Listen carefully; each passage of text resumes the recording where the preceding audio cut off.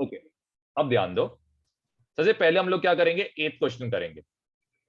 Raju sold a bicycle to Amit at 8% profit. अब ध्यान दो, ये थोड़ा सा इंपॉर्टेंट क्वेश्चन है। सबसे पहले चीज आपको प्रॉफिट का फॉर्मूला पता रहना चाहिए। तो प्रॉफिट का फॉर्मूला क्या है, तो यहां पे लिख सकते हो, प्रॉफिट इक्वल टू क्या रहेगा, it is selling price minus क्या है, कॉस्ट प्राइस। Okay fine. अब यहां पे हमें क्या क्या नहीं पता है। सबसे पहले चीज हमें यहां पे first of all selling price कितना है ये नहीं पता है। तो मैं क्या लूंगा, सेलिंग प्राइस को क्या लूंगा, वाई। यहां पे कॉस्ट प्राइस मुझे कितना है पता नहीं है, तो कॉस्ट प्राइस को मैं क्या लूंगा, एक्स। प्रॉफिट कितना दिया, इट इज गिवन एज 8%, तो मैं यहां पे क्या लिखूंगा, 8% लिखूंगा। तो ये क्या आएगा, 8%। 8% को कैसे लिख सकते हो, 8/100 लिख सकते हो। ये इक्वल टू क्या आएगा, y माइनस एक्स। अब क्या बोला गया है, अब ये किसने खरीदा है, ये अमित, सॉरी राजू ने किसको भेजा है, अमित को सेंड किया। अब अमित ने सबसे पहले क्या किया, ही रिपेयर्ड इट बाय स्पेंडिंग ₹54। तो ध्यान देना है, सबसे पहले चीज क्या किया, राजू ने इसको सेलिंग प्राइस, मतलब इसका सेलिंग प्राइस कितना है, y। तो राजू ने क्या किया, इसको y रुपीस में क्या किया, किसको सेल किया है, इसको सेल किया अमित को। अब अमित ने क्या किया, जरा ध्यान देना। अमित ने ₹54 और खर्च किया, मतलब उसने y रुपीस में खरीदा, प्लस उसके ऊपर उसने क्या किया, ₹54 डाल के इसको क्या किया, रिपेयर किया। इसके बाद नेक्स्ट क्या किया, इसने यही जो है, मतलब ये इसका अभी क्या हो गया, अमित के लिए क्या हो गया, उसका कॉस्ट हो गया। अब अमित क्या करता है, यही सेम बाइसिकल को किसको सेल करता है, निखिल को सेल करता है। तो यहां पे ध्यान देना, अब अमित क्या कर रहा है, इसको सेल कर रहा है निखिल को, तो मतलब हमें क्या दिया, सेलिंग प्राइस दिया है। सेलिंग प्राइस कितना दिया, 1134। ओके, अब ध्यान दो, अब सबसे इंपॉर्टेंट पार्ट है, क्या बोला गया, विथ नो लॉस और नो प्रॉफिट। तो सबसे पहले हम लोग प्रॉफिट का फॉर्मूला लिखेंगे। तो प्रॉफिट का फॉर्मूला आएगा, it will be equal to selling price minus क्या आएगा, कॉस्ट प्राइस आएगा। नो लॉस नो प्रॉफिट, इसका मतलब क्या है, प्रॉफिट कितना हमारा, इट इज 0। सेलिंग प्राइस कितना है, it is 1134। And cost price कितना रहेगा, it will B y plus क्या रहेगा, 54। ओके, अब इसको सॉल्व करोगे, 1134 माइनस इंटू प्लस क्या होगा, minus y, minus into plus क्या होगा, -54। वेरिएबल को दूसरी साइड लेके जाओगे, तो -y दूसरी साइड गया तो क्या होगा, +y होगा। ये इक्वल टू होएगा, this will be equal to, यहां पे 1134 माइनस कितना होगा, 54, सॉरी जस्ट एक सेकंड, यहां पे टोटली 1134 माइनस 54, सबट्रैक्ट करोगे तो आंसर कितना आएगा, इट इज कमिंग एज 1280।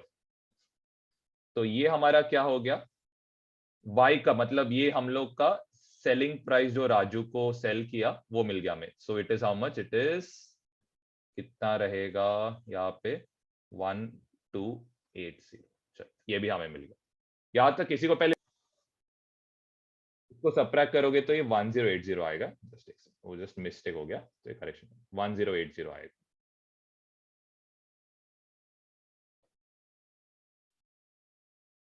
अभी कॉस्ट प्राइस हम लोग कैसे कैलकुलेट करेंगे, तो सबसे पहले चीज हमें क्या दिया है, चलो प्रॉफिट का क्या दिया, हमें परसेंटेज दिया है। तो प्रॉफिट का परसेंटेज ये हम लोग कैसे निकाल सकते हैं, तो यहां पे लिखना, it is selling price minus क्या आएगा, कॉस्ट प्राइस, अपॉन यहां पे क्या आएगा, it will B cost price, और इनटू क्या रहेगा, इट विल बी 100। ओके, अब नेक्स्ट यहां पे प्रॉफिट, ये देखो ये फॉर्मूला है, तो आप ये फॉर्मूला याद कर लेना अभी के लिए। अब सेलिंग प्राइस कितना था, तो selling price was 1080। Cost price को हमने क्या लिया था, we take it as x. यहां पे कॉस्ट प्राइस को हमने क्या लिया था, एक्स। ओके, यहां पे कितना रहेगा, it will B into 100। Profit percent कितना था, so profit percent was x। हम लोग क्या करेंगे, x को इस तरफ लेके जाएंगे, तो ये कितना होएगा 8 इंटू एक्स इक्वल टू, यहां पे कितना होएगा 1080 इंटू 100 माइनस कितना होगा 100x। नेक्स्ट हम लोग क्या करेंगे, ये -100 को दूसरी साइड लेके जाएंगे, तो ये होएगा 8x plus 100x equal to कितना होगा, इसको जरा मल्टीप्लाई करो, तो ये होगा 1080 एंड फॉलोड बाय और 2 zeros आएगा। ओके, अब क्या होएगा 108x इक्वल टू कितना रहेगा 10800। हम लोग को क्या चाहिए, x चाहिए, तो x इक्वल टू क्या रहेगा 108000 अपॉन कितना रहेगा 108। इसको और इसको डिवाइड करोगे तो x का वैल्यू कितना आएगा, it will come as 1000 rupees. हम लोग क्या करेंगे, एक कॉस्ट प्राइस का कॉलम बनाएंगे एंड इस तरफ एक प्रॉफिट का कॉलम बनाएंगे, या आप चाहे तो ऐसे बना के रखो। ओके, ध्यान दो, यहाँ पे चलो प्राइस लिखो, प्राइस और ये लिखो परसेंटेज लिखना, प्राइस एंड परसेंटेज लिखो। ठीक, ध्यान देना कैसे कर सकते हो। अब सुधीर प्रेजेंट एज, तो मुझे यहाँ पे सुधीर का एज नहीं पता है कितना है करके, तो सुधीर का एज को मैं क्या लेता हूं x is 5 more than 3 times the age of Veeru. तो मुझे वीरू का भी एज नहीं पता, तो वीरू का एज को मैं क्या लूंगा y। Anil's age is half the age of Sunil, तो यहाँ पे अनिल का एज भी नहीं पता, तो मैं इसको क्या लूंगा z। ठीक है, और कुछ यहाँ पे दिया नहीं है, तो ध्यान दो, अभी हम लोग एक एक करके क्या करेंगे, इक्वेशंस को सॉल्व करेंगे। सबसे पहले सुधीर प्रेजेंट एज, तो मैं इसको क्या लिया है x, इसका मतलब क्या आएगा इक्वल टू 5 मोर, 5 मोर मतलब क्या है +5, किससे 5 ज्यादा है 3 times the age of Veeru, तो 3 times the age of Veeru मतलब क्या आएगा यहाँ पे 3y, ये आएगा हम लोग का इक्वेशन नंबर 1।